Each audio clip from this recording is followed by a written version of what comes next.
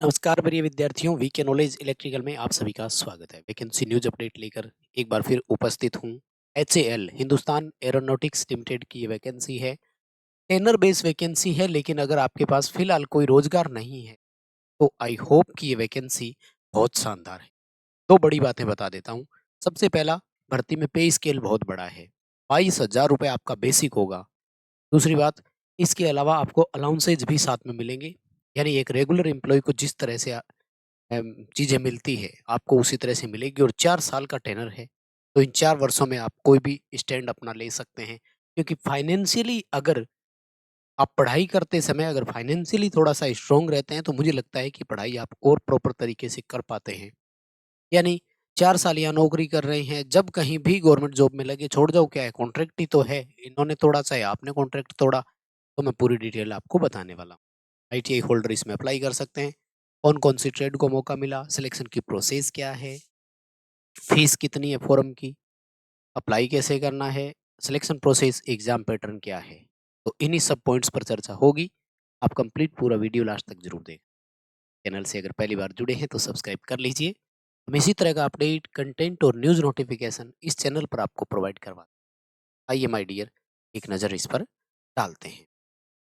First of all, HAL का, जो कि सेंट्रल पावर के अधीन आता है, यानी केंद्रीय शक्ति अपन बोल सकते हैं एक तरह से। सेंटर का मिनी रत्न है एक ये, हिंदुस्तान एरोनॉटिक्स लिमिटेड एचएएल महारत्न सेंट्रल पब्लिक सेक्टर अंडरटेकिंग। एक तरह से गवर्नमेंट ऑफ इंडिया का इंटरप्राइजेज है, यूं समझ सकते हैं। ठीक है। टेनर बेस एंगेजमेंट है, नॉन एग्जीक्यूटिव कैडर है ये। मतलब कार्मिक कहलाओगे, अधिकारी का नहीं है पद फिलहाल के। ठीक है। और जो टेनर है वो कितने का है? 4 इयर्स, 4 साल के लिए है भाई। तो मुझे लगता है 4 साल के लिए ठीक ही है। तो सबसे पहले मैं आपको डिप्लोमा वालों के लिए 2 पोस्ट है, तो उनके बारे में बताऊँ। सबसे पहले है डिप्लोमा टेक्नीशियन मैकेनिकल का, और उसके बाद में है डिप्लोमा टेक्नीशियन सिविल के लिए। ठीक है। सिविल वालों में तो केवल मात्र 1 सीट है, जबकि मैकेनिकल वालों में 3, 3-3 ओबीसी, ईडब्ल्यूएस और एससी की है, 1 एसटी की है, जबकि 12 जो है वो अनरिजर्व कैटेगरी के लिए भी। यहाँ पर जो आपसे क्वालिफ़िकेशन रखी गई है वो डिप्लोमा मैकेनिकल इंजीनियरिंग में और डिप्लोमा सिविल इंजीनियरिंग। ठीक है? ये आपके पास होना चाहिए। अब आते हैं आईटीआई होल्डर्स के लिए क्या क्वालिफ़िकेशन है। तो आईटीआई होल्डर्स के लिए देखो, फर्स्ट ऑफ ऑल सबसे पहले ये जो बैंगलोर का तेजस वाला है ना, वहाँ पर है जहाँ आपने ये हेलीकॉप्टर और एयरक्राफ्ट और है ना, वो डिपार्टमेंट है भाई। डिपार्टमेंट तो अच्छा ही है। तो टेक्नीशियन नाम से है, टेक्नीशियन इलेक्ट्रिकल, ग्रेड C5 रहेगा। 5 सीटें ओबीसी के लिए है, 3 सीटें एससी के लिए है, 1 एसटी के लिए है और 9 सीट अनरिजर्व के लिए भी। यानी अगर अपन यहाँ पर टोटल करते हैं तो इलेक्ट्रीशियन में आईटीआई होल्डर बच्चों के लिए 18 सीट हो गई। तो यार 18 के लिए तो आपको आजमाई लेनी चाहिए किस्मत। पेमेंट के हिसाब से मैं बात करूँगा, कितनी सैलरी मिलेगी वो मैं उस आपको अंदाज़ा भी अप्रोक्सीमेट बता दूँ। क्वालिफ़िकेशन क्या है? 10 प्लस आईटीआई इलेक्ट्रीशियन ट्रेड में, प्लस अप्रेंटिसशिप होनी चाहिए इलेक्ट्रीशियन ट्रेड में। देखो, मैं हमेशा बोलता आया हूँ अप्रेंटिसशिप क्यों करनी चाहिए थी। एक पंथ दो काज है आजकल अप्रेंटिसशिप का। जहाँ पर आईटीआई प्लस अप्रेंटिसशिप माँगा, वहाँ भी आपका अप्रेंटिसशिप का चल गया। और अब गवर्नमेंट ऑफ इंडिया का ऑफिशियल ऑर्डर आया हुआ है, जिसके अंतर्गत अप्रेंटिसशिप को 1 साल के एक्सपीरियंस के इक्विवेलेंट माना गया। यानी अप्रेंटिसशिप की जगह भी चलेगा, एक्सपीरियंस की जगह भी चलेगा। भाई अप्रेंटिसशिप करना इसलिए वर्तमान में ज़रूरी भी था। तो ये है आपके पास क्वालिफ़िकेशन, 10th आईटीआई और अप्रेंटिसशिप। ये यूनिट में बता रहे हैं कि कौन-कौन सी यूनिट में कहाँ-कहाँ कितनी-कितनी सीटें हैं, वो तो कोई बात नहीं, नौकरी है, कहीं भी मिल जाए कर लेंगे क्या। ये इलेक्ट्रीशियन वालों की थी, ठीक है?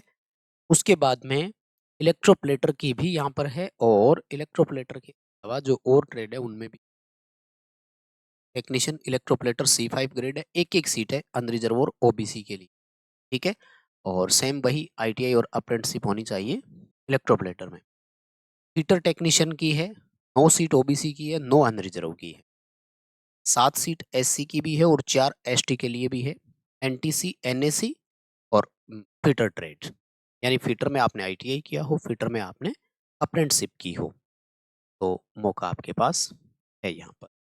उसके बाद में 2 और जो ऑप्शन है, हीट ट्रीटमेंट वालों के लिए भी है और मशीनिस्ट वालों के लिए भी है। हीट ट्रीटमेंट में केवल एक ही सीट है और वो है अनरिजर्व कैटेगरी के लिए। मशीनिस्ट में एक-एक सीट है ओबीसी, ईडब्ल्यूएस, एससी, एसटी सबके लिए, ठीक है? और मशीनिस्ट ट्रेड में ही आपका आईटीआई होना चाहिए। उसके बाद में जो नेक्स्ट है वो टर्नर के लिए है। टर्नर में एक-एक सीट है ईडब्ल्यूएस और अनरिजर्व कैटेगरी। वेल्डर के लिए एक-एक सीट है एससी और अनरिजर्व के लिए। कुल मिलाकर के अगर आप फिटर और इलेक्ट्रीशियन से है तो पद अच्छे हैं और ट्राई अप करना चाहो तो आप कर सकते हो, मुझे लगता है ठीक मौका है। और आपको क्या डिटेल दूं? पद की संख्या हो गई, क्वालिफिकेशन हो गई, ठीक है? क्वालिफिकेशन एक बार और इन्होंने यहाँ पर जिक्र किया है तो मुझे लगता नहीं है कि इस पर अपन को दोबारा जिक्र करने की जरूरत है क्या। अब मैं आपको बता देता हूँ एज लिमिट का जो इन्होंने बता दिया है तो उसी पर आते हैं ना। 14 जनवरी 2026 के अनुसार इसकी गणना की जाएगी। अनरिजर्व और ईडब्ल्यूएस कैटेगरी में 18 से लेकर 28 वर्ष तक की एज होनी चाहिए। इसका है अनरिजर्व कैटेगरी का है। अगर रिजर्व कैटेगरी में आप एससी या एसटी से है तो आपको 5 साल का रिलैक्सेशन मिल जाएगा। नॉन क्रीमिलियर ओबीसी से आप अगर है तो आपको 3 साल की छूट यहाँ पर मिल जाएगी। फिजिकली हैंडीकैप्ड अगर है तो कैटेगरी के हिसाब से आपको 10 और 15, 13 साल की अलग अलग रिलैक्सेशन एज में मिल जाएगा। तो भाई अगर इस एज क्राइटेरिया में आते हो तो आप जो है वो ट्राई अप कर सकते हैं, ठीक है?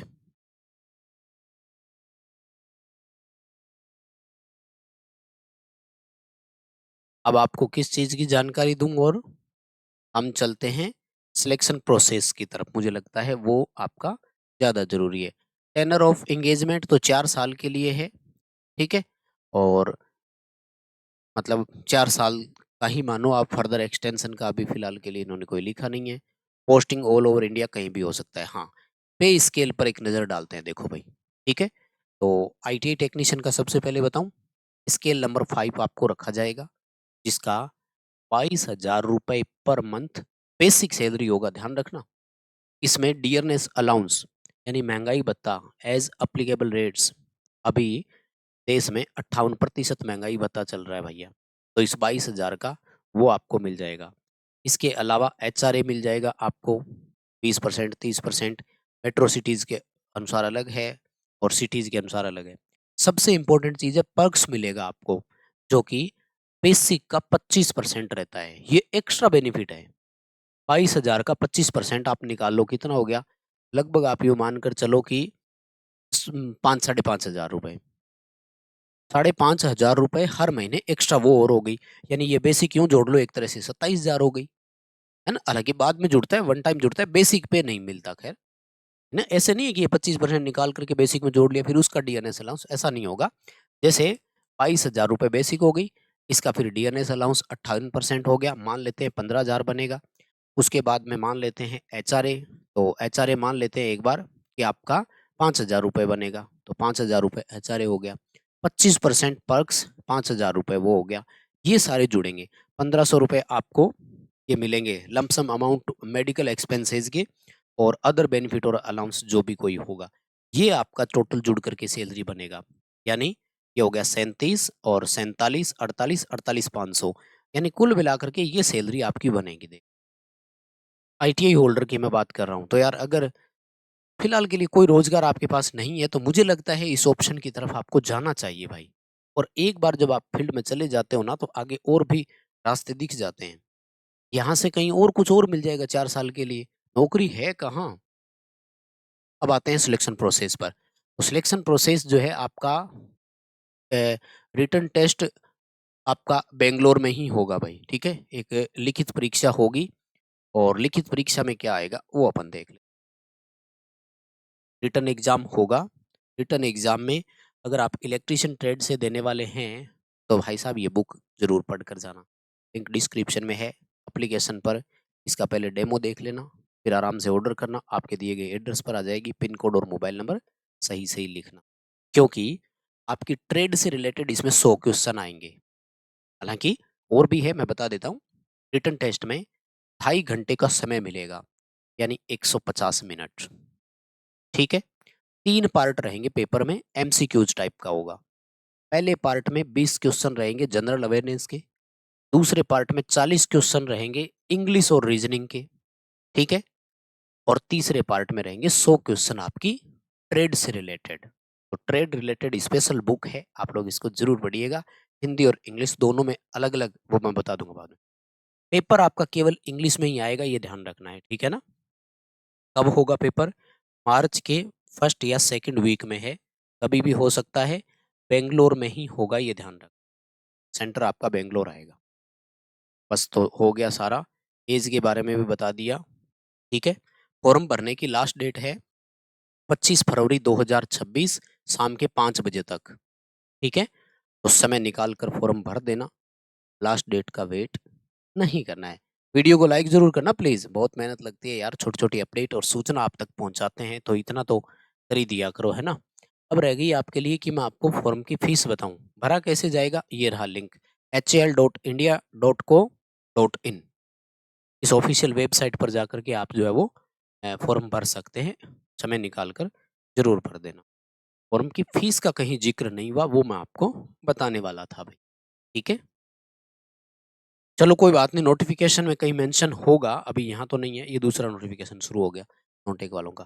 तो ये आपको पूरा जो पीडीएफ है, ये भी हमारे टेलीग्राम पर मिल जाएगा, लिंक डिस्क्रिप्शन में, आप वहाँ से वीडियो लाइक ज़रूर करके जाना, दोस्तों के साथ शेयर कर दीजिए भाई, आप नहीं तो आपका दोस्त हो सकता है कि इंटरेस्टेड हो और वो फॉर्म भरे, तो पहुँचा दीजिए उन तक व्हाट्सएप ग्रुपों में। चैनल सब्सक्राइब ज़रूर कर लेना, बहुत धन्यवाद। Thank you very much.